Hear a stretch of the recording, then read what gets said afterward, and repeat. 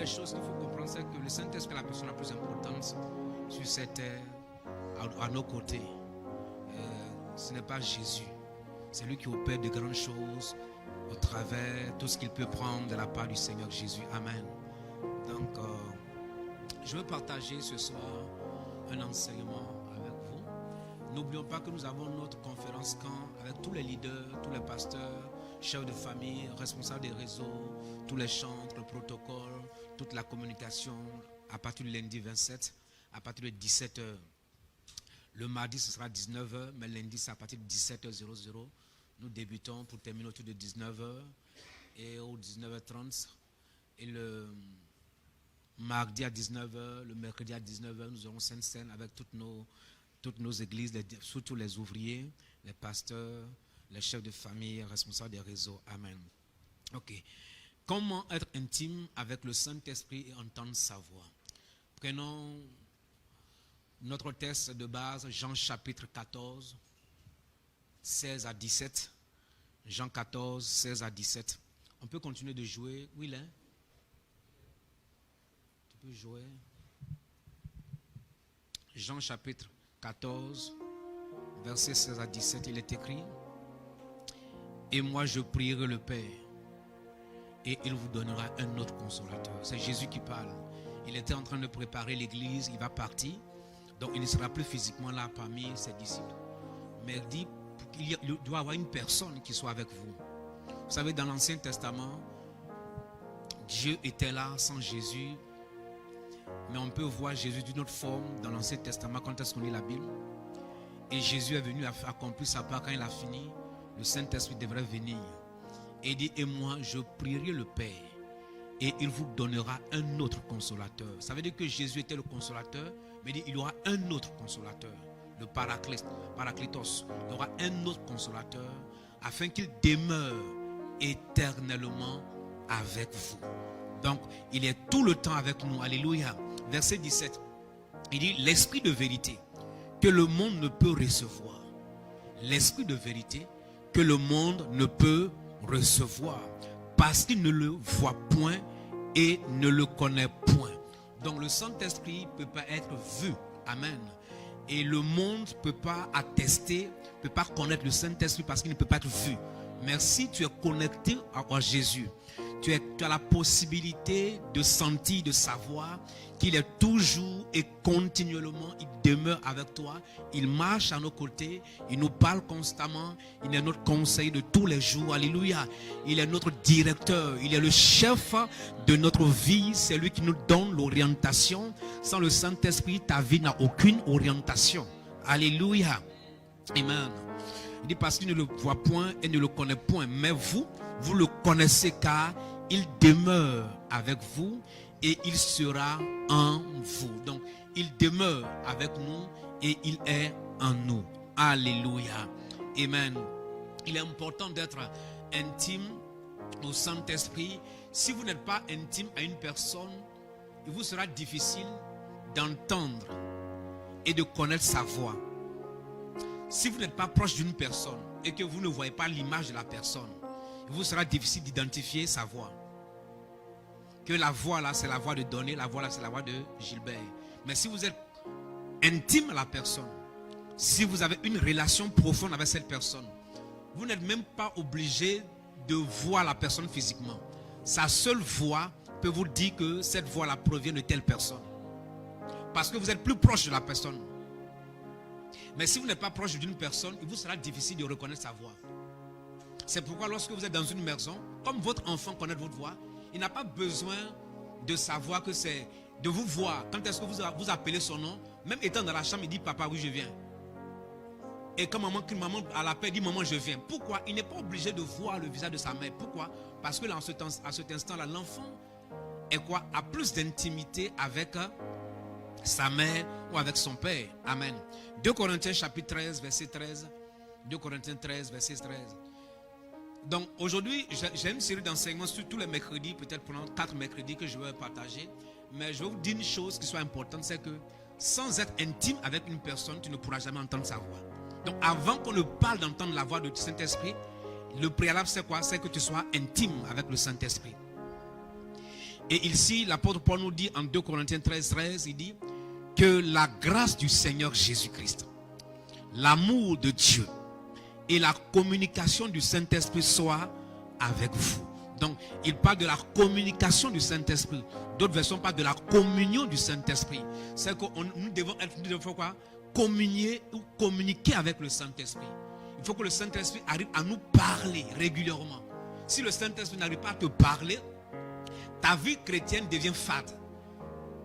Ce matin, le Saint-Esprit m'a parlé quand j'avais 4 h du matin en disant c'est pourquoi les personnes n'ont pas une vie chrétienne bouillante ou sont frustrées. C'est que ces personnes n'ont aucune relation avec moi, le Saint-Esprit. La vie chrétienne devient intéressante, passionnante, et tu as envie de parcourir ce chemin si réellement tu as une communication avec le Saint-Esprit. Amen. Les personnes qui ont des victoires ne peuvent pas commencer la journée sans parler au Saint-Esprit. Tu ne peux pas débuter ta journée sans parler au Saint-Esprit. Tu dois t'asseoir dans ton salon, dans ta chambre et dire Saint-Esprit, je suis là, je veux t'entendre, je veux t'écouter. La Bible déclare que la communication du Saint-Esprit soit avec vous. Et ça, c'est important. Et c'est pourquoi lorsque le Saint-Esprit n'est pas là, tu n'as aucune orientation. Tu n'as aucune direction. Ta vie n'est plus passionnante. Tu ne peux plus parler à la personne la plus importante sur cette terre en tant que chrétien. Alléluia. 2 Corinthiens 3, verset 17. Beaucoup d'entre nous, on parle plus à Jésus qu'au Saint-Esprit. Mais Jésus a dit quoi? Il dit, je vous prierai pour qu'on vous envoie un autre consolateur. Il va demeurer avec vous éternellement. Donc, quand tu parles à Jésus, Jésus a dit quoi? Il prendra de ce qui est en moi et vous annoncera. Donc, si tu parles à Jésus, il faut que le Saint-Esprit te prenne quelque chose de Jésus pour te parler. Donc, c'est vrai, parle à Jésus. Quand tu as fini de parler à Jésus, qu'est-ce que tu reçois? Qui doit te parler? Par Jésus. Par Jésus. C'est le Saint-Esprit qui doit te faire le retour. Mais il est à tes côtés, tu l'ignores. Alors que quand tu parles au Père, la Bible déclare que des fois, nous ne savons pas qu'est-ce que nous devons demander au Seigneur. Mais lui, il nous inspire. Et quand on parle au Seigneur, c'est lui qui doit nous ramener la réponse du Seigneur. Mais quand tu as fini de parler à Jésus, et alors que le Saint-Esprit est ton compagnon, qui veut maintenant te transmettre ce que le Seigneur a dit te concernant, tu ne l'écoutes plus. Amen. Quelqu'un me suit ce soir? Tu ne l'écoutes plus parce que on a tendance, avec notre religion, notre culture religieuse, de parler à Jésus, de parler à Jésus. Mais Jésus dit, il prendra tout ce qui est de moi et il vous l'annoncera. Donc le Saint-Esprit est là en tant que compagnon de tous les jours. C'est notre directeur. Alléluia, c'est mon DG. Yeah. C'est lui qui te conduit, qui te parle, qui te donne l'inspiration. Amen. Et lorsque le Saint-Esprit n'est pas quelque part, il n'y a pas de liberté. Là où il n'y a pas de Saint-Esprit dans la vie d'une famille, dans la vie d'une personne, il n'y a pas la délivrance. C'est l'Esprit de Dieu qui envoie la délivrance. Lisons 2 Corinthiens chapitre 3 verset 17. On dit, or le Seigneur c'est l'Esprit. Et là où est l'Esprit du Seigneur, là est quoi? La liberté. Donc sans l'Esprit du Seigneur, il n'y a pas de liberté. Il n'y a pas de délivrance. Beaucoup de personnes sont sous les liens de malédiction, les liens de domination satanique, diabolique. Pourquoi? Parce qu'on n'a pas laissé le Saint-Esprit descendre pour nous apporter la liberté. Je prie ce soir que le Saint-Esprit t'accorde la liberté, qu'il t'accorde la délivrance, qu'il te rend libre. Alléluia. Donc là, le Saint-Esprit, comme je disais, est plus réel que la personne assise à tes côtés. Écoute, tu peux sentir la présence du Saint-Esprit chaque matin. Si le matin, tu as parlé au Saint-Esprit, tu pourras le sentir jusqu'au soir à tes côtés, je t'assure. Donc il est plus réel. Jésus dit, le monde ne le voit pas, le monde ne le connaît pas, mais vous le connaissez et il est avec vous. Donc on ne peut pas vivre une vie chrétienne dans une église, une vie chrétienne, et ignorer la personne qui soit capable de rendre cette vie efficace. Alléluia. Est-ce que tu veux révolutionner ta vie spirituelle? Si tu veux révolutionner ta vie spirituelle, entends Jésus, entends le Saint-Esprit, entends la direction, entends Dieu te parle, il te faut être l'ami intime du Saint-Esprit. Alléluia. Et que le Saint-Esprit, ce n'est pas juste la puissance, c'est une personne. Beaucoup d'entre nous, on a fait du Saint-Esprit une puissance. Alors que c'est la personne la plus précieuse, la personne la plus douce, la personne la plus fidèle à nos côtés. Il est fidèle. Tu peux entendre sa douceur te parler. Quand tu es brisé, quand tu es oppressé, quand tu fais la dépression, il peut venir te taper sur l'épaule pour dire, je suis là, je suis ton consolateur, je te relève. Il est là pour te fortifier, pour te consoler dans la douleur. Mais écoute, aucun homme ne peut te consoler plus que le Saint-Esprit. Aucune femme ne peut te consoler plus que le Saint-Esprit. Si tu as besoin d'être consolé, il te faut le Saint-Esprit. Une relation intime, une présence permanente. Tu n'as pas vu que des fois tu peux avoir un partenaire, une partenaire, un compagnon, une compagne, et puis tu sens le vide. La personne ne peut pas combler, il faut le Saint-Esprit. Alléluia. Alléluia. Si nous voulons la puissance du Saint-Esprit, nous devons désirer sa seigneurie. Beaucoup d'entre nous, on veut juste la puissance sans la seigneurie du Saint-Esprit. La seigneurie veut dire quoi? Lui, il décide ce que tu dois faire, ce que tu dois entendre, ou partir. Alléluia. Amen. Et puis le Saint-Esprit vient là où il est désiré. Pas là où, et là aussi il est bien accueilli. Parce que le Saint-Esprit est une personne. Vous savez, tu peux sentir que tu es désiré dans un endroit ou non. Tu es d'accord avec moi? Tu peux sentir que tu es bien accueilli quelque part ou non. Si tu vas quelque part et quelqu'un t'accueille en te servant de l'eau avec un verre en plastique, un gobelet, comme on a l'habitude de dire, c'est le gobelet, n'est-ce pas, non? En plastique, et on te sert de l'eau, même si c'est de l'eau minérale. Est-ce que tu vas te sentir bien accueilli?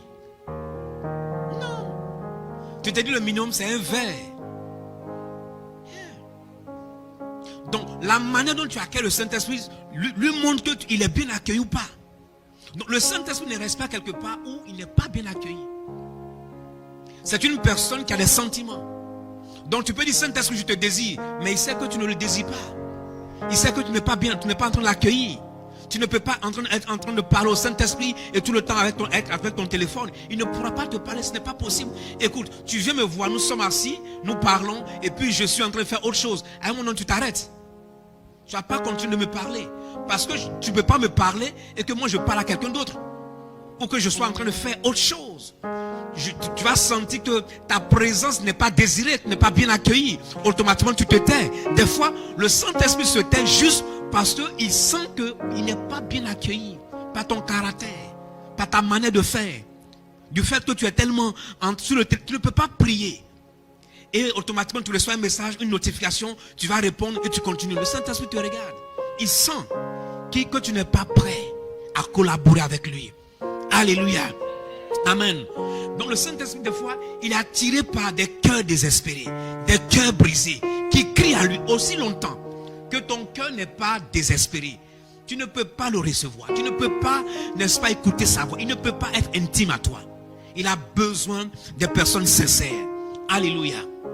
Alléluia. Je prie ce soir que tu fasses le nécessaire pour accueillir le Saint-Esprit. Que cette église fasse le nécessaire pour accueillir l'Esprit de Dieu. Alléluia. Amen, amen, amen, amen. Beaucoup de chrétiens veulent juste utiliser la puissance du Saint-Esprit, mais ne veulent pas voir le Saint-Esprit comme la personne. Amen. Des fois on dit Saint-Esprit, utilise-moi. C'est ce qu'on dit avec nous quand on est dans la prière. Mais on ne dit pas Saint-Esprit. Parfois on dit Saint-Esprit, donne-moi ta puissance. Ou maintenant on ne dit pas Saint-Esprit, qu'est-ce que tu veux de moi? Qu'est-ce que tu veux de moi? Tu peux être en train de décider quelque chose. Le Saint-Esprit te dit non. Non. Et tu dois être à mesure. Pas utiliser l'Esprit de Dieu. Des fois tu seras en train de prier pour quelqu'un. En partant prier pour la personne, le Saint-Esprit te dit ne prie pas pour cette personne. Est-ce que tu veux juste que le Saint-Esprit t'utilise pour prier? Ou tu veux écouter le Saint-Esprit pour ne pas prier? Mais on est porté par la puissance. On veut le résultat. On veut que quelque chose se manifeste. Et c'est pourquoi, écoute, un pasteur et leader, ne sois pas frustré si dans un programme tu n'as pas prié pour quelqu'un. Ne sois pas frustré. Laisse-toi conduire par le Saint-Esprit. Si quelqu'un veut que, pasteur, tu ne m'as pas touché, je n'ai pas senti te toucher ce jour. Ce n'est pas moi qui opère, c'est le Saint-Esprit qui dirige. C'est le Saint-Esprit qui dirige. Un jour, quelqu'un m'a écrit en disant, pasteur, tu te rappelles de la prière. Un jour, tu es venu à un programme, tu t'es dirigé vers moi, tu m'as imposé les mains, tu as parlé. C'est exactement la chose qui s'est passée. Je dis, je ne me rappelle plus. Tu te diriges juste. Alléluia. Regardons rapidement 3 missions du Saint-Esprit avant de voir l'intimité. 3 missions du Saint-Esprit. Première mission du Saint-Esprit, il y a quelques missions du Saint-Esprit dans notre vie. 1. Le Saint-Esprit a pour mission de nous révéler qui est Jésus et de le faire connaître. Sa mission, c'est qu'il ne vient pas parler de lui-même. Il vient parler de Jésus. Il vient te montrer, n'est-ce pas, le maître de l'univers. Il vient te révéler qui est le Seigneur. Beaucoup de chrétiens ont entendu parler de Jésus, mais beaucoup de chrétiens ne connaissent pas Jésus. On vient à l'église, on entend les messages, on lit la Bible, mais on ne connaît pas Jésus. Le Saint-Esprit va te révéler les facettes, les dimensions, n'est-ce pas, de Jésus. L'apôtre Paul dit, l'apôtre Jean du moins, la largeur, la hauteur, la longueur, la profondeur de Christ. Christ a plusieurs dimensions. Beaucoup d'entre nous, on connaît Christ des fois sur 2 ou 3 dimensions juste. Mais le Saint-Esprit nous révèle qui est Jésus. Nous amène à mieux le connaître. Plus tu connais Jésus, plus tu l'aimes. Et plus tu connais une personne, plus cette personne, tu commences à aimer, n'est-ce pas, la présence de cette personne. On est d'accord?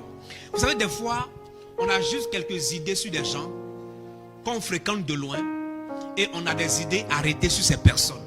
Et des fois, ça nous amène à ne pas trop les aimer.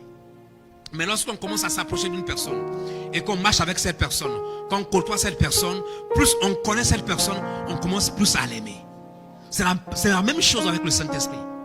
Plus tu marches avec le Saint-Esprit, il te révèle Christ. Et en ce moment, tu fais quoi? Tu commences à plus aimer Jésus. Tu commences à plus l'aimer. Il te dit, voici ce qu'il fait. Voici ce qu'il est capable de faire. Voici comment il combat pour toi. Voici comment il a payé le prix. Vous savez, on vient à l'église, on dit Christ est mort à la croix. Il a versé son sang. Et puis ça s'arrête là. Beaucoup d'entre nous, on n'a pas la révélation de ce qui s'est passé à la croix. Il faut le Saint-Esprit. On n'a pas la révélation de la souffrance de Christ. On n'a pas la révélation de la prière dans le jardin. Vous savez, quand la Bible nous dit que quand Jésus allait dans le jardin, il priait, sa sueur était comme des grumeaux de sang. Sa sueur s'est transformée en sang. Ce n'est pas de l'utopie, ce n'est pas du raconteur. Il a été démontré, même aux États-Unis, quand est-ce qu'on amène quelqu'un à la mort, comment on appelle ça, la chaise électrique ou à injection létale pour tuer quelqu'un, ou lorsque tu as été condamné à la mort, il a été démontré que certaines personnes, à cause de la pression de la mort, commencent à transpirer du sang. Donc ce que Christ a transpiré, c'était réel. Quand on est confronté à une force pression, angoisse, on commence à transpirer du sang. Les veines s'éclatent à l'intérieur. Donc certains prisonniers à la mort ont commencé à transpirer du sang réel. Donc ce que Christ vivait, c'était pas juste que c'est pas de l'image. Non, ce n'est pas imagé. Non, c'était des choses réelles. Il transpirait. Pourquoi? Il s'attendait, il réfléchissait, il regardait la souffrance à venir. Écoute, tu n'as pas connaissance de ce dont il a souffert. Tout ce qu'on nous raconte, même avec les films, n'a rien à voir avec ce qu'il a souffert. Donc le Saint-Esprit est capable de te montrer ce qui s'est passé réellement avant la croix, à la croix, après la croix. Quand tu comprends ça, ton amour pour Christ devient plus fort. Et tu t'attaches à lui. Il faut le Saint-Esprit pour te révéler le sacrifice payé par Christ. Et combien de fois il t'aime. Même lorsque tu es pécheur, même lorsque tu t'éloignes de lui, il continue de t'aimer. Et son amour n'a jamais changé. Christ n'a pas attendu qu'on puisse être parfait avant de venir mourir à la croix. Il n'a pas attendu que tu sois juste. Il s'est offert, espérant qu'un jour tu vas reconnaître ce prix. Quand tu as la révélation de qui est Jésus, tu l'aimes davantage. Il faut le Saint-Esprit pour te révéler. Je prie que le Saint-Esprit te révèle. Deuxième mission, le Saint-Esprit prend les instructions et les paroles de Jésus pour nous communiquer. Comme je disais tout à l'heure, il prend les paroles de Jésus pour nous communiquer. Combien de prédicateurs, parfois, disent Saint-Esprit, parle-moi pour que je puisse communiquer ce dont tu voudrais que je parle. Parle-moi. En Jean chapitre 16, verset 12, le Saint-Esprit prend les instructions et les paroles de Jésus. Quand par exemple tu dis, Seigneur, je fais telle chose, j'ai besoin de la direction, il faut le Saint-Esprit pour aller récupérer la réponse du Seigneur. Comme tout à l'heure je disais, pour te donner, pour te dire voici les instructions de Jésus. En Jean 16, verset 12, jusqu'au verset 15, il est écrit, j'ai encore beaucoup de choses à vous dire. Waouh.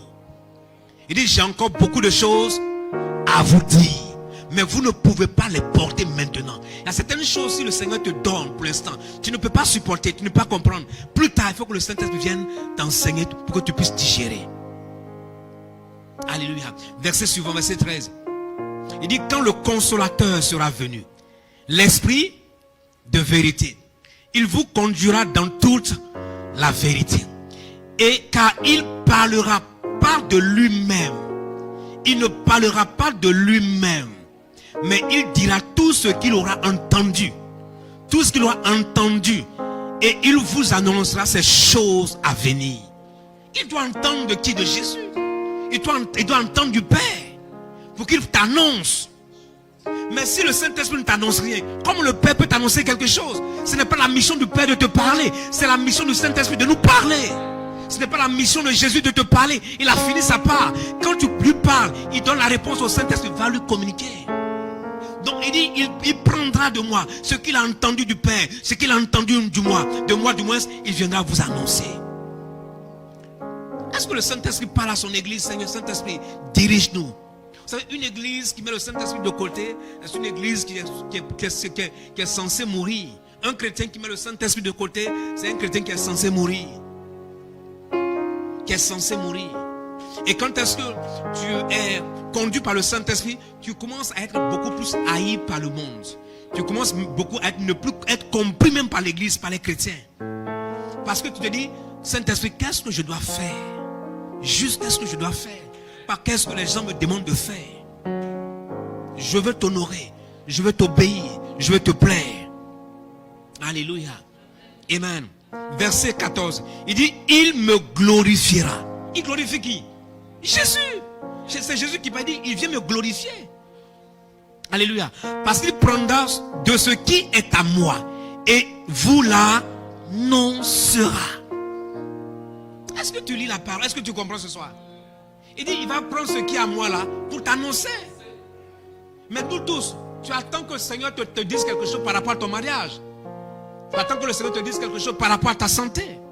Tu attends que le Seigneur te dise quelque chose par rapport à ta famille, à tes enfants, par rapport à ton entreprise. Mais la personne qui doit t'annoncer doit aller prendre ça chez qui? Chez Jésus.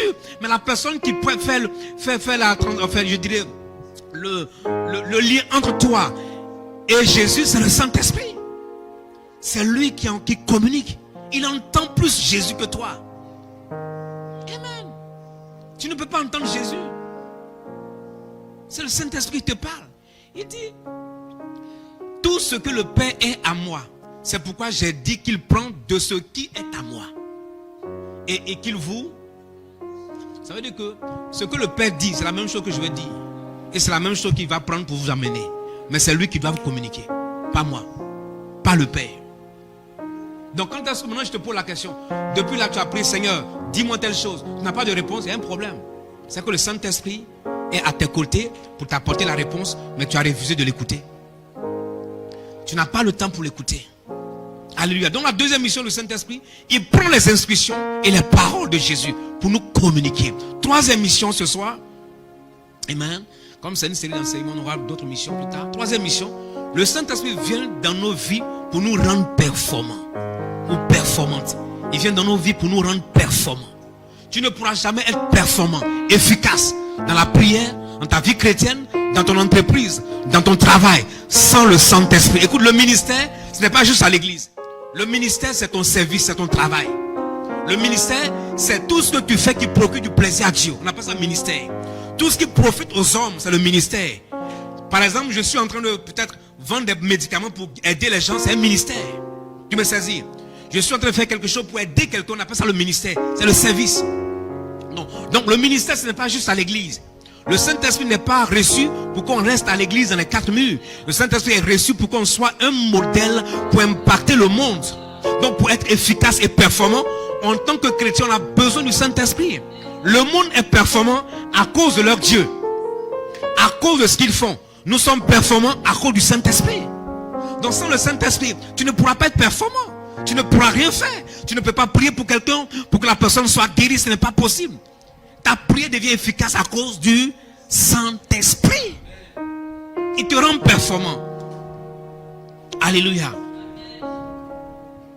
Dans tous les domaines, peu importe ton domaine, il te rend performant. Vous savez, l'église, on a enseigné l'évangile, juste l'évangile église, pas l'évangile des nations, où on doit impacter. On n'a pas enseigné les chrétiens disant que, d'abord on n'a pas mis l'accent surtout sur le sel de la terre et la lumière du monde. On n'a pas dit vous êtes le sel de l'église. Jésus n'a pas dit vous êtes la lumière de l'église. Il n'a pas dit ça. Donc à l'église, je n'ai pas besoin de ta lumière. Je n'ai pas besoin de ton sel. Le Saint-Esprit est déjà là pour nous éclairer. Le monde a besoin de ta lumière. Le monde a besoin de ton sel. Le sel rend agréable la chose. Partout où tu vas, on doit sentir que la chose devient agréable, la douceur. Les gens doivent être, n'est-ce pas, prendre plaisir à la vie à cause de ta présence. Et ils ont besoin de ta direction, de ta lumière pour les éclairer. Donc, on a le Saint-Esprit pour aller éclairer les autres dans chaque domaine de nos vies. Tout ce que tu fais au travail, ton patron doit regarder et dire, cet homme, cette femme a quelque chose que nous n'avons pas ici. Elle nous éclaire, il nous éclaire. La personne devient assez performante à cause du Saint-Esprit. Mais sans le Saint-Esprit, tu ne peux pas réussir même dans ton travail. Le Saint-Esprit nous donne l'intelligence, la sagesse et des solutions pour résoudre toutes sortes de problèmes au travail, dans la famille. Regarde, l'Esprit de Dieu a convaincu, a parlé à Joseph et Joseph donne la solution. On dit waouh, personne n'est aussi intelligent que toi. La Bible déclare il a l'Esprit de Dieu. Daniel, on dit là aussi l'Esprit de Dieu. Alléluia. Lisons Actes chapitre 2. Regardons la performance que le Saint-Esprit communique aux disciples. Actes chapitre 2. Nous allons lire quelques portions rapidement. Du verset 1 au verset 4 d'abord. Lisons verset 1 au verset 4. La Bible déclare, le jour de la Pentecôte, ils étaient tous ensemble dans le même lieu. Tout à coup, il vint du ciel un bruit comme celui d'un vent impétueux et il remplit toute la maison où ils étaient assis. Verset 3. Des langues semblables à des langues de feu leur apparut séparées les unes des autres et se posaient sur chacun d'eux. Verset 4. Et ils furent tous remplis du Saint-Esprit et se mit à parler en d'autres langues selon que l'Esprit leur donnait de s'exprimer. Donc c'est qui leur donnait de s'exprimer? Dit selon que l'Esprit leur donnait, pas ce que eux ils veulent dire. Selon que l'Esprit leur donnait de s'exprimer. Donc le langage de Pierre était différent du langage de Jean. Le langage que Thomas avait était différent du langage de André. Selon que l'Esprit leur communiquait de dire. Donc ce n'est pas à toi de diriger le Saint-Esprit, c'est à lui de te dire ce que tu dois dire, d'être dirigé. Allons rapidement au verset 16. Disons verset 16, verset 18. Nous allons encore sauter rapidement à cause du temps. Il dit, mais c'est ici ce qui a été dit par le prophète Joël. Et ça, ici c'est Pierre qui parle. C'est ici, verset 16. Verset 16. Verset 16, il dit, mais c'est ici ce qui a été dit par le prophète Joël. Dans les derniers jours, dit Dieu, je répandrai de mon esprit sur toute chair. Vos fils et vos filles prophétiseront. Vos jeunes gens auront des visions. Et vos vieillards auront des songes. Verset 18, oui, sur mes serviteurs et sur mes servantes. Dans ces jours-là, je répandrai de mon esprit et ils prophétiseront. Donc, ici, Pierre est en train de parler dès que le Saint-Esprit est descendu sur eux. Les gens sont venus voir qu'est-ce qui se passe et Pierre a commencé à parler. Allons rapidement au verset 32. Verset 32 au verset 33. Il dit, c'est ce Jésus que vous avez, c'est ce Jésus que Dieu a ressuscité. Nous en sommes tous témoins. Élevé par la droite de Dieu. Il a reçu du Père le Saint-Esprit qui avait été promis et il a répandu comme vous le voyez et l'entendez. Il a répandu comme vous le voyez et l'entendez. Allons rapidement au verset 38. Vous allez voir la performance de toutes ces choses. Pierre leur dit, répentez-vous. Ils ont dit à Pierre, qu'est-ce qu'on doit faire? Pierre leur dit, répentez-vous et que chacun de vous soit baptisé au nom de Jésus-Christ pour le pardon de vos péchés. Et vous recevrez le don du Saint-Esprit. Car la promesse est pour vous, pour vos enfants et pour tous ceux qui sont au loin, en aussi grand nombre que le Seigneur notre Dieu les appellera. Verset 40. Et par plusieurs autres paroles, il les conjure et les exhortait, disant, sauvez-vous de cette génération perverse. Ceux qui acceptaient sa parole furent baptisés. Et en ce jour-là, le nombre des disciples s'augmenta d'environ 3000 âmes. Voici Pierre qui était vraiment un peureux. Mais dès que le Saint-Esprit vient sur lui, il a l'audace. Son ministère devient très performant. Il commence devant la multitude à Jérusalem. C'était une fête de Pentecôte, 50 jours. La fête des prémices, tout le monde est là. Les gens quittent l'Éthiopie à l'époque pour aller là-bas. Tout le monde est là. Et puis il y a un mouvement terrible. Et les gens viennent. Qu'est-ce qui se passe? Et Pierre se tient debout, rempli de la puissance du Saint-Esprit. Il dit: ce que vous voyez, ce que vous entendez, c'est ce que Joël a prophétisé. L'esprit se répand sur les fils, sur les filles, sur les vieillards, sur les jeunes hommes. Les gens auront des songes, vont prophétiser. Et puis il commence à parler. Il dit: Jésus que vous avez crucifié, il a reçu la plénitude du Saint-Esprit. Il a répandu sur nous. Et quand il finit, 3000 personnes se convertissent. Une seule fille a fait régner Pierre à Jésus. Mais ici, Saint-Esprit devient performant. Sans le Saint-Esprit, tu ne peux pas être performant. Tu n'as pas l'audace de parler à quelqu'un. Tu ne peux pas regarder à ton directeur, tu dis: écoute directeur, je t'aime bien, on travaille bien ici, mais si tu n'es pas sauvé, tu es en danger. Il faut de l'audace pour parler. Beaucoup de chrétiens ne parlent pas à leurs supérieurs dans l'entreprise. Ne leur présentent même pas Christ. On travaille avec des collègues, on n'est même pas capable de leur prêcher Christ. Pourquoi? Parce qu'on n'a pas l'audace. On n'a pas l'Esprit de Dieu qui nous dit: ce matin, quand tu arrives, dis tel mot à ton patron. Vous savez, un jour, je partais très tôt, vers 5h30 du matin, je suis sorti aller marcher, pour aller faire du sport. Je courais un peu, je marchais. Et je crois vers 6h, 5h moins, 6h moins du moins, 6h, par là sur la route là, une vieille femme qui a porté quelque chose sur sa tête. Et on s'est dépassé. Elle m'a regardé, elle dit. Et puis il y a un monsieur qui passe, elle m'a regardé, elle n'a pas la mine. Je dis: tu dis quoi, maman? Et puis le monsieur dit: non, elle dit que Jésus t'aime, que Dieu est avec toi. Elle a osé me parler. Vers 6h moins, je marchais tranquillement, fait mon sport chaque matin. Et elle m'a croisé, elle dit: ah, Dieu t'aime beaucoup, Jésus t'aime. Et elle a parlé en minant. Il y a un monsieur qui m'a dit: le monsieur est venu, maman, tu dis qu'elle a répété. Et puis elle dit: non, maman, tu dis que Jésus t'aime, Jésus est avec toi, Jésus t'aime beaucoup. Elle a osé me parler. Si c'était un parent, je dois aimer Jésus et être sauvé. Dieu doit nous parler. Et nous devons être en mesure de parler aux gens. Jésus ce matin me dit de te dire: il t'aime. Tu dois te détourner de ton péché, de ton mal. Il n'attend pas que tu sois parfait. Non. Alléluia. Quelqu'un me suit ce soir? Oh, prends en considération, je suis en train de te dire. Ça va bouleverser ta vie chrétienne. Ça va changer ta vie. À 4h du matin, tu vas t'élever, commencer à entendre le Saint-Esprit. Saint-Esprit, je m'assois maintenant, parle-moi. Je veux t'écouter, je veux te parler. Parle-moi. C'est une personne. Bonjour Saint-Esprit. Je t'aime, je veux t'écouter, je veux t'entendre. Je veux parler avec toi. Et tu vas commencer à entendre certaines choses qui vont monter dans ton cœur. Il va te donner la direction. Il aime qu'on lui parle. Voyons rapidement comment être intime avec le Saint-Esprit, entendre sa voix. Je vais parler de quelques points. Comment être intime avec le Saint-Esprit. C'est une série d'enseignements. Il ne faut jamais rater. C'est que les mercredis à venir, ça va vraiment t'aider à changer ta position spirituelle. Un jour, je parlais avec quelqu'un, je lui ai dit à la personne: on a rendu les chrétiens religieux. On n'a pas rendu les chrétiens spirituels. L'église, c'est la spiritualité.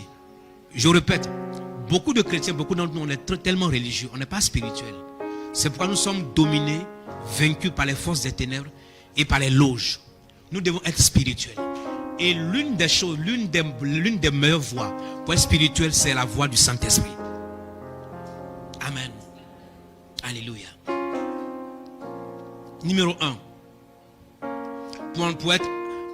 Pour être intime avec le Saint-Esprit, c'est que le Saint-Esprit ne supporte pas la distraction et il aime et parle à ceux qui sont patients dans sa présence, en silence, et qui s'attendent à lui. Tout ce que j'ai envoyé, c'est ce qu'il faut placer. Il ne faut pas couper, placer ce que toi tu veux placer. Ce n'est pas toi qui as préparé le message. Il faut placer vos messages, ce que j'ai écrit. C'est dans cette optique que je comprends et que les gens comprennent. Le Saint-Esprit ne supporte pas la distraction et il aime et parle à ceux qui sont patients dans sa présence, en silence, et qui s'attendent à lui. En silence et qui s'attendent à lui. Alléluia. Ce n'est pas juste la distraction. C'est ceux qui sont patients dans sa présence. Tu ne peux pas ne pas être patient et t'attendre à ce que le Saint-Esprit te parle. Il faut que tu sois patient. quand tu ne parles à Jésus et que tu attends son rythme de te parler, quand il désire. Mais ce n'est pas ça. Quand est-ce que toi tu es pressé à partir? Il ne te parle pas de cette manière. Les personnes qui ont marqué l'histoire dans la chrétienté sont les personnes qui ont appris à passer du temps avec le Saint-Esprit, à être patient, à s'attendre à lui, jusqu'à ce que ces personnes reçoivent. Alléluia. Amen. Deuxième, pour être intime au Saint-Esprit, le Saint-Esprit n'aime pas les personnes qui font semblant dans sa présence parce qu'il connaît tout. Pourquoi les trucs se coupent? Pourquoi ça se coupe? Réglez ça s'il vous plaît. Le Saint-Esprit n'aime pas les personnes qui font semblant dans sa présence parce qu'il connaît tout. Vous savez, tu peux, laisse-moi te dire une chose, une vérité. Tu peux tromper tout le monde, mais tu ne peux pas tromper le Saint-Esprit. Tu peux tromper tout le monde dans l'église, tu peux faire semblant, mais tu ne peux pas faire semblant face au Saint-Esprit.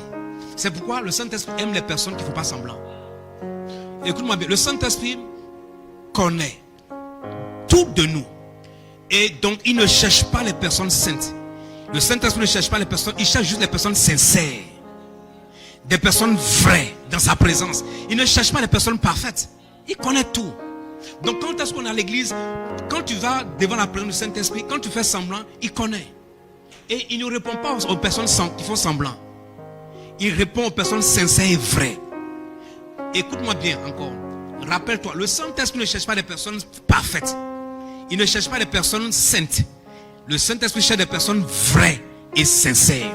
Donc ne cache rien au Saint-Esprit. Viens tel que tu es. Alléluia.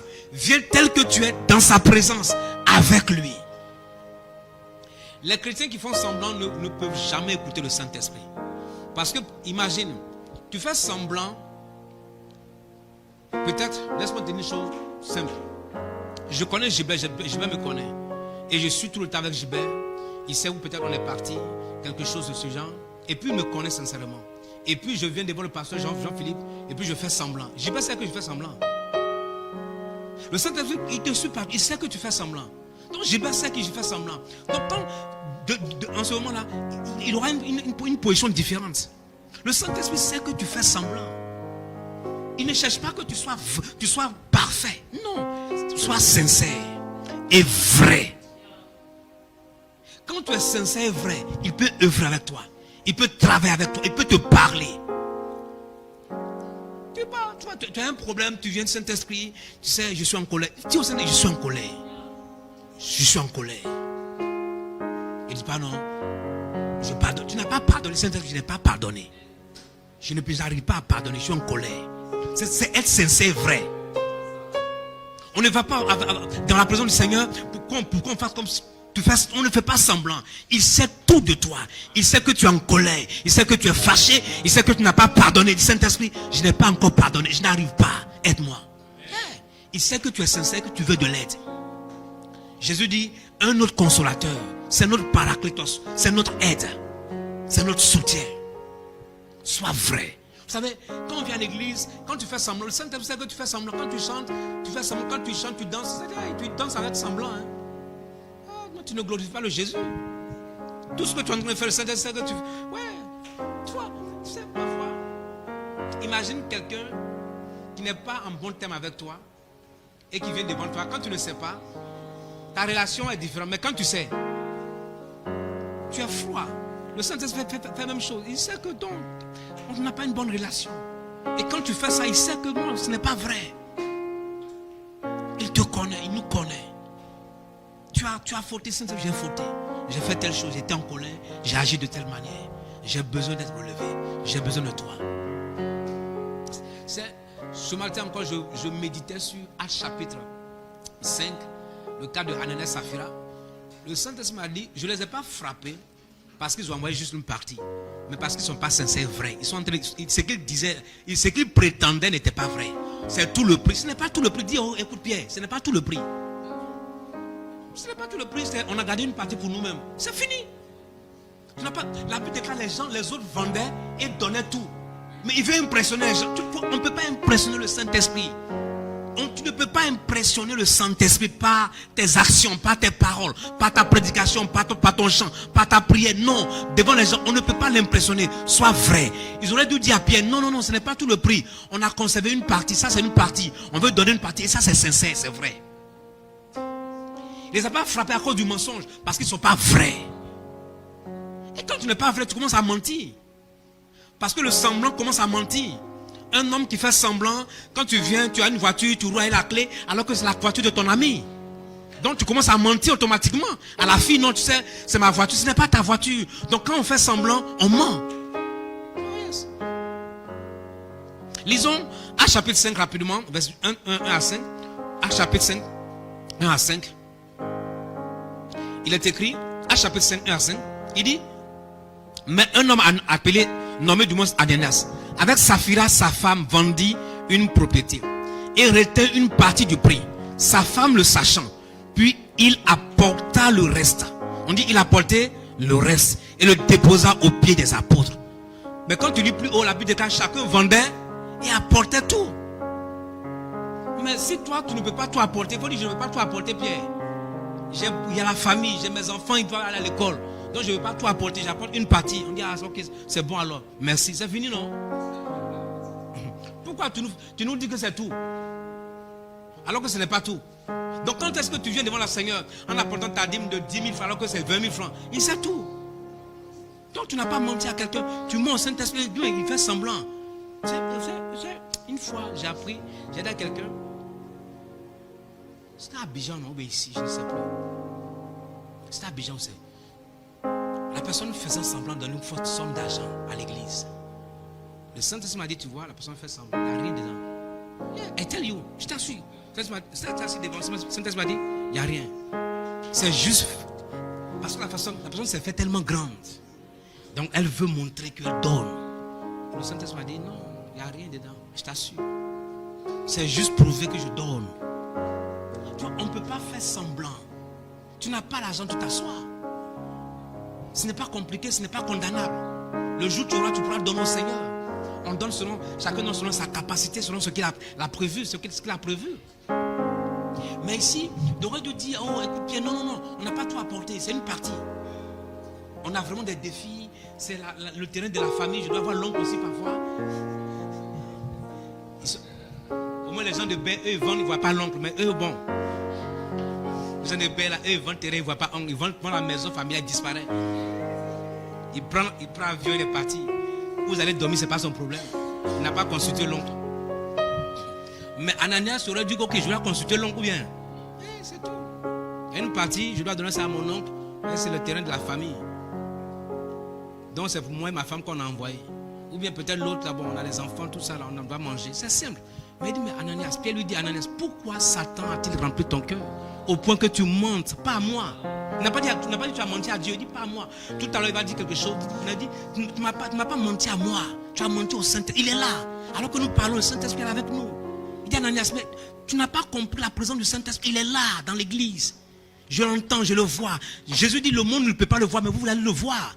Le monde ne le connaît pas, mais vous allez le connaître. Il est avec vous. Donc Pierre peut sentir sa présence à l'église. Dans le temps, alors qu'il parle avec Ananias, il dit, mais tu ne m'as pas menti, tu as menti au Saint-Esprit. Ce n'est pas à moi, tu as menti, Pierre. Et Ananias, pourquoi ton cœur est rempli comme ça? Et tu fais semblant de te mettre au même niveau que les autres qui ont donné tout. Tu n'es pas obligé de tout donner. Et on ne t'oblige pas. Il dit, et que tu as retenu une partie du prix du champ. La révélation, le Saint-Esprit parlait à Pierre. Il dit, voici ce qui s'est passé. Verset suivant.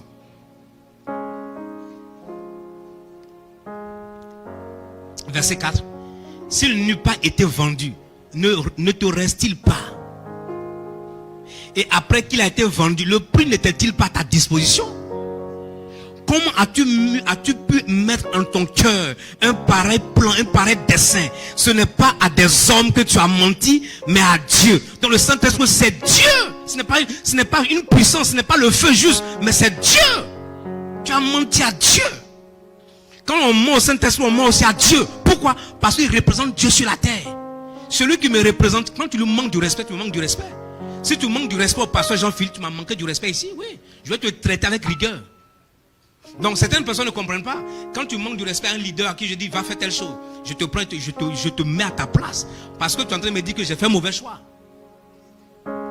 Donc quand on parle, on ment au Saint-Esprit, on ment à qui? On ment à Dieu. Il représente Dieu sur terre. Jésus dit, je vous l'envoie. Nous, moi le Père, on m'envoie le Saint-Esprit. Donc si vous avez un problème avec le Saint-Esprit, vous avez un problème avec nous. Si tu ne peux pas écouter le Saint-Esprit, c'est que tu es en train de dire, Jésus, je ne t'écoute pas. Si je ne suis plus, tu es en train de dire, Jésus, je n'ai pas besoin de toi. Parce que dès que tu dis, tu n'as pas besoin du Saint-Esprit, tu es en train de dire à Dieu, je n'ai pas besoin de toi. Il représente Dieu sur terre. Donc quand Ananias ment, il ment à Dieu. Et puis a dit, tu as menti au Saint-Esprit, tu as menti à Dieu.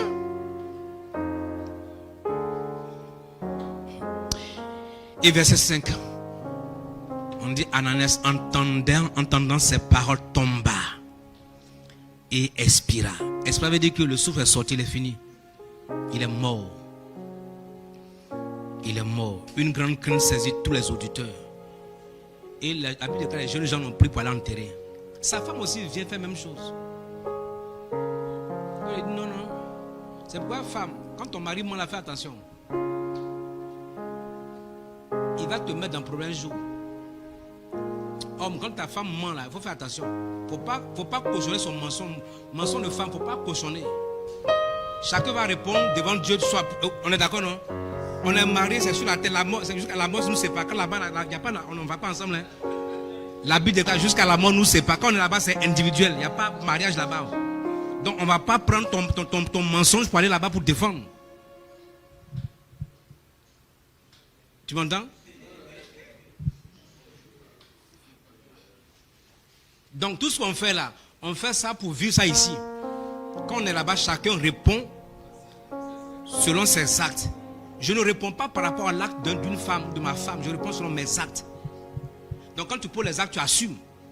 Quand je pose mes actes, j'assume. Quand on va se retrouver là-bas, chacun va répondre. Sa femme aurait dû dire, écoute, non, Pierre, son affaire là, je lui ai parlé. C'est mon mari, mais toi, Pierre, je lui ai parlé. Parce que j'ai parlé à mon mari, mais il n'a pas compris. Il a dit ça. Il a dit, il ne faut pas le dire. Il a dit ça. Donc s'il est mort, moi, je te dis la vérité, hein, Pierre. Moi, en fait, là, on a gardé une partie qui est à la maison. Si tu veux, on peut t'envoyer. Si tu veux, bon, je peux garder. On va faire pour un funérail. Alléluia. Dis à quelqu'un, le Saint-Esprit n'a pas besoin d'être impressionné. Il connaît la personne réelle que tu es. Il connaît la personne réelle que nous sommes. Alléluia. C'est quand tu n'as pas prié, on sait que tu n'as pas prié. Le Saint-Esprit sait que tu n'as pas prié. On dit jeûne et prière, tu n'as pas jeûné. Le Saint-Esprit sait que tu n'as pas jeûné. Il veut que tu sois sincère. Le jeûne, ce n'est pas une punition. Ce n'est pas parce que tu n'as pas jeûné que le Saint-Esprit est fâché contre toi. Non, il n'est pas fâché contre toi. Il sait que peut-être tu n'es pas là dans les dispositions pour jeûner. Il sait ça. Il connaît les faiblesses. Vous savez, un jour, les mercredis, je jeûne. À l'époque, je jeûnais tous les mercredis. Maintenant, je jeûne 2 fois par semaine, comme à l'époque. Je jeûne le mercredi. Parfois vendredi, ou si le vendredi je n'ai pas pu, dimanche et samedi, moi je le fais. Mais un jour, je me suis levé mercredi matin, je n'étais pas trop en forme. Et quand c'est comme ça, je vais directement au bureau, je sais que je peux jeûner. Ce jour-là, je suis resté à la maison, j'ai oublié que je dois jeûner. On m'a donné à manger. Quand j'ai mangé, paf, je me suis dit, oh, je dois jeûner. Il dit, pourquoi je suis resté à la maison même? Le fait que je sois resté à la maison m'a conditionné à manger. Donc, le Saint-Esprit, quand j'ai fini de manger, il dit, Saint-Esprit, c'est que j'ai mangé déjà. En principe, mercredi, je dois jeûner. Et je suis resté à la maison, pensant prier, mais alors que j'ai pensé manger. Donc, ce qui fait que mercredi, quand je finis, je prends mon thé, je suis parti. Je sais que je suis au bureau jusqu'au soir, je peux jeûner, je peux prier. Mais quand le jour tu n'arrives pas à jeûner, il sait que ton corps ne répond pas. Quand à 16h, ton ventre, tu sens que tu as le vertige. Il sait que tu as le vertige. Il est à tes côtés. Mais tu forces. On sait que tu allais te cacher pour boire du yaourt. On sait ça. Il sait que tu as bu du yaourt en cachette. On ne peut pas venir dire, on a jeûné, le Saint-Esprit, le Saint-Esprit sait qu'il était à tes côtés quand tu buvais du yaourt pour te prendre les forces.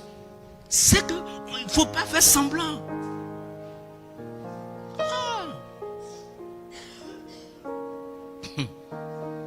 Numéro 3. Ne prends pas le Saint-Esprit comme ton serviteur et une puissance à utiliser, mais décide d'être son vase qu'il peut remplir et ensuite utiliser comme il veut. Ne prends pas le Saint-Esprit comme ton serviteur. Il n'est pas ton valet. Il n'est pas là pour te servir. Et ne le prends pas comme une puissance que tu peux utiliser comme tu veux. Mais décide d'être un vase qu'il peut remplir à sa guise, qu'il peut remplir comme il veut et utiliser comme il veut. C'est quand tu dis Saint-Esprit, Saint-Esprit, je suis un vase. Remplis-moi et utilise-moi comme tu veux, quand tu veux et comment tu veux. C'est alors qu'il vient à toi. Mais nous, on veut que le Saint-Esprit, n'est-ce pas, soit notre serviteur, va faire telle chose, va guérir la personne. Il peut ne pas guérir la personne, il est souverain. Il est Dieu. Il n'est pas obligé de guérir quelqu'un. Il n'est pas obligé de relever le paralytique. Ce n'est pas tous les malades pour qui on prie qui seront guéris. Il est souverain. Donc si la personne n'est pas guérie, tu es un vase qu'il utilise. Simplement. En ce sens, tu n'es pas frustré. Tu n'es pas gêné. Les personnes qui sont gênées et qui essaient de pousser, les pasteurs qui sont gênés, qui essaient de pousser les gens pour tomber, c'est qu'ils pensent qu'ils utilisent le Saint-Esprit comme un serviteur qui doit agir. Comme le Saint-Esprit n'a pas agi, ils sont frustrés. Donc on te pousse, tombe. J'ai entendu la dernière fois un pasteur qui prêche et puis il dit, quand je prie pour vous, tombez. J'ai dit, mais pourquoi ils sont pas obligés de tomber? Quelle loi qui dit qu'ils doivent tomber quand tu pries pour eux? Si le Saint-Esprit n'est pas descendu sur la personne, pourquoi la personne doit tomber? Et puis il était sérieux, ce gars. Il dit, quand je prie pour vous, tombez. C'est aussi le pasteur, tomber. On va tomber pourquoi? C'est toi qui vas tomber les gens? C'est l'Esprit de Dieu. Il est souverain. Il n'est pas obligé de tomber, faire tomber tout le monde aujourd'hui. Est-ce que tu as vu un riche tomber quand on prie pour lui? Je te pose la question. Est-ce que tu as vu un homme nanti riche, en veste, cravate? Ça soit à l'église africaine. Pas l'église européenne. L'église européenne, c'est différent. L'église africaine, remplie. Et il est bien rempli d'argent. Et puis assis, on prie et puis il tombe. Tu as déjà vu ça? Tu t'interroges pas pourquoi? Va méditer. Le Saint-Esprit n'est pas là pour notre gloire. Il n'est pas là pour notre gloire. Le Saint-Esprit est là pour la gloire de Jésus. Tu me saisis? Il est là pour la gloire de Jésus. Dis Seigneur, remplis-moi et utilise-moi comme tu veux. Je suis ton vase. Tu n'as pas une puissance que je peux utiliser. Une fois, la dernière fois on était au cours de pasteur. Il y a un pasteur, deux pasteurs sont retrouvés. Un chantre, un pasteur sont retrouvés au commissariat. Juste à cause du Saint-Esprit, qu'on ne peut pas voir. D'ailleurs, qu'est-ce qui se passe? Le chantre dit au pasteur, je viens, voici le montant qu'il faut me donner. C'est 300 000, je ne sais même plus, 300 ou 400 000, je ne sais même plus. Il a dit au pasteur, le pasteur a négocié, bon, il a enlevé 50 000 francs dedans. Il dit, si je viens, l'atmosphère sera incroyable. Le Saint-Esprit descend ces jours-là. Comme si le Saint-Esprit était ton envoyé. Il dit, le Saint-Esprit va descendre ce jour. Et je te garantis, pasteur, l'atmosphère sera incroyable. Donne-moi tel montant. Le Saint-Esprit va descendre. Et il est devenu, comme le Saint-Esprit, c'est ton serviteur, et qu'il descend tout le monde comme tu veux, il a pris le micro, il a chanté, tout, il n'y avait rien, tout était sec. L'atmosphère était sèche. Aucun mouvement, aucune puissance du Saint-Esprit, rien, tout était sec. Et à la fin, il est parti. Le pasteur donne l'offrande là, il n'a pas donné tout. Lui aussi, il va réduire parce que le Saint-Esprit n'est pas descendu. Comme le Saint-Esprit n'est pas descendu comme on veut, on va réduire ton argent. Ils ont réduit, il a donné, il est fâché. Et le commissariat a convoqué le pasteur. Donc, le pasteur se retrouve comme. C'est Salomé. Miséricorde, Seigneur, dans ton église. Ils sont retrouvés au commissariat devant le policier. À convocation, le pasteur dit, mais pourquoi? Il dit non, tu as promis de lui donner tel montant, tu l'as invité dans ton église et tu ne lui as pas donné. Le pasteur dit, le Saint-Esprit n'est pas descendu. On était au cours, c'était le pasteur que Simon qui était nous raconter, c'était à Gouin quelque part dans une église. Le pasteur dit non, c'est pas le problème. Le pasteur il m'a dit que si je lui donne tel montant, le Saint-Esprit descend. Mais ce jour-là, demande-lui. Il a pris le micro, il n'y a rien qui s'est passé. Donc comment on peut jauger la présence du Saint-Esprit? Comment on peut jauger ça? Et puis on te donne l'argent par rapport à ça. Comment je peux dire, écoute, tu me donnes 500 000, 500 000 descendre. Il est ton serviteur. C'est ton valet.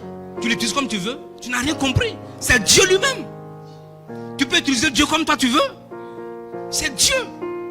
Il nous utilise comme il veut. Il nous remplit. Nous sommes des vases. Si tu n'as pas utilisé un jour, il est libre de ne pas t'utiliser ce jour. Écoute, c'est une chose que tu dois comprendre, c'est que pour les serviteurs, pour les servants, il y a une énergie qui traverse le corps quand le Saint-Esprit a un mouvement. Le Saint-Esprit, c'est un mouvement. Quand tu fais le ministère, il y a un mouvement, la puissance, une énergie qui traverse le corps. l'énergie traverse. C'est pourquoi un jour Jésus a dit quelque chose est sorti de moi. Une fois c'est sorti. Donc quand on fait le ministère, il y a toujours l'énergie qui traverse le corps. L'énergie spirituelle, ça traverse.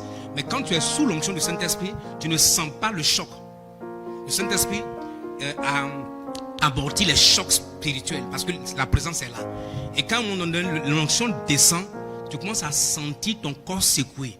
Tu peux sentir le corps, les muscles, les os. Tu peux sentir des douleurs juste par ce mouvement. Et donc parfois, on te demande après un ministère comme ça, au minimum 3 jours à 4 jours de repos pour que le corps récupère. Mange bien, dors bien, bois quelque chose bien pour récupérer parce que le corps a besoin. Si le Saint-Esprit va t'utiliser tous les jours comme ça, sans repos, tu meurs. Donc il peut décider de ne pas t'utiliser tel jour parce qu'il sait que s'il fait aujourd'hui là, tu risques de mourir. Donc quand tu n'as qu'une connaissance du Saint-Esprit, on fait le ministère. Pourquoi beaucoup de jeunes pasteurs meurent? Je t'assure que si tu sais le nombre de pasteurs qui meurent chaque semaine dans nos groupes, ici à Lomé, le nombre de pasteurs à Abidjan. J'avais un jeune pasteur prophète qui est mort l'année dernière, tranquillement comme ça. Un jour, j'ai fait un programme de 23h à 1h du matin, un programme de vendredi nuit. Quand j'ai fini le lendemain, j'ai vu plusieurs choses. Le Saint-Esprit m'a dit, fais attention, arrête ça. Ce jour-là, j'ai prié par rapport aux malades en ligne. Quand j'ai fini, j'ai reçu un choc dans tout mon corps. Et le Saint-Esprit m'a dit, arrête ces temps de prière de minuit, pointant. Et j'ai arrêté. Il dit, arrête les programmes de matin, pointant. Et j'ai arrêté. Pourquoi? Parce qu'à un moment donné, j'étais épuisé dans tout mon corps. Ce pasteur à Abidjan faisait quoi? Matin à 5h, il est debout. Entre midi et 2, il fait un programme. Et puis, il était aussi en jeûne et prière. Dimanche, il a deux églises dans deux quartiers différents. Il prêche quelque part de 8h jusqu'à 14h. Il repart dans un autre quartier de 16h jusqu'à 21h quand il finit. Et c'est son rythme. Et ce jour-là, je vois un poste, le pasteur est mort. Et je demande qu'est-ce qui s'est passé. Je vais checker. Le même jour qu'il est mort là, 6h, 5h30, 6h, il a fait un programme. À 11h, il a fait un poste en disant qu'on se voit tout à l'heure à 14h. Avant 14h, paf, il est tombé. On ne le voit pas à 14h. Ils l'ont emmené. Autant le soir, il est mort. Il n'est pas. Avant qu'il meure, 3 semaines avant, quand tu vois la vidéo, un de son père spirituel est passé à l'église en train de prêcher pour eux. Il s'est arrêté et dit, Dieu m'a dit de te reposer. Il a dit au pasteur, au leader, laissez le pasteur se reposer. Je ne sais pas pourquoi, mais j'ai vu que nous tous, on a couru quelque part, on l'a trouvé. Dieu m'a dit de le laisser le reposer. Il n'a pas compris qu'il est mort. Il n'est pas mort à cause des démons. Il n'est pas mort à cause d'un péché. Il n'est pas mort par... Non, ce n'est pas le diable. Il est mort par négligence et par manque de sagesse. Le Saint-Esprit ne peut pas t'utiliser tout le temps et être en forme. Il faut savoir te restaurer. Tu es son vase.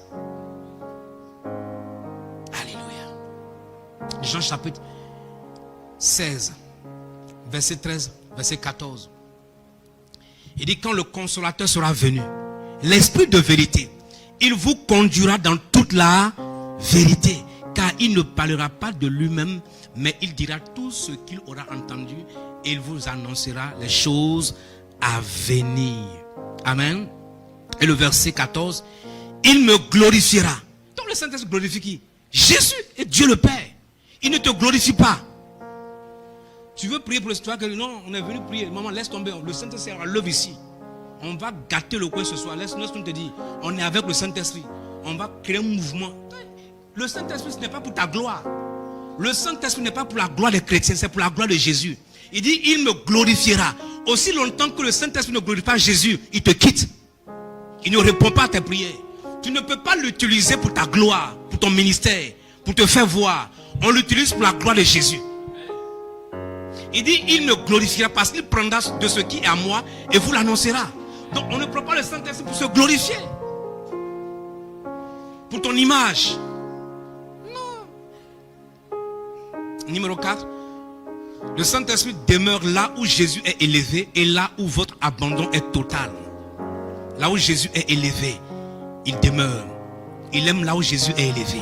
Si une église, on commence à élever le Saint-Esprit, Jésus tous les jours, on commence à élever Jésus tout le temps, vous allez voir que le Saint-Esprit va commencer à rester beaucoup plus longtemps dans sa présence. Un jour, je me rappelle, on a fait un programme du soir là, de l'autre côté, dimanche soir. J'avais prêché sur les dimensions de l'onction. Ce jour-là, je me rappelle très bien les dimensions de l'onction. De l'autre côté, quand on était à Centre Cana, dimanche soir, c'était un mouvement du Saint-Esprit terrible. Il y avait une dame qui est tombée. C'était la femme de notre infirmier Emmanuel là. Je crois qu'il y a Emmanuel qui était réseau homme là. La dame là est tombée. Elle était sous l'onction du Saint-Esprit en train de parler. Ils l'ont emmenée à la maison. Vers 22h, on m'appelle pasteur. On ne comprenait que laisser la dame continuer à parler. Elle continue de parler en langue. Elle était sous l'onction du Saint-Esprit. C'était tellement puissant ce mouvement. Il glorifie Jésus. Il ne glorifie pas un homme. Tu ne peux pas l'utiliser comme tu veux. Tu peux régler ça, ça ne sonne pas. Tu ne peux pas régler ton téléphone. Écoute. Amen. Alléluia. Donc, c'est-à-dire que le Saint-Esprit, tu dis au Saint-Esprit, qu'est-ce qui te plaît à moi? Qu'est-ce que je dois faire? Tu t'attends à quoi de moi? Dernier point, nous allons prier. Votre intimité avec le Saint-Esprit commence par le fait de vous retirer dans le secret et le chercher.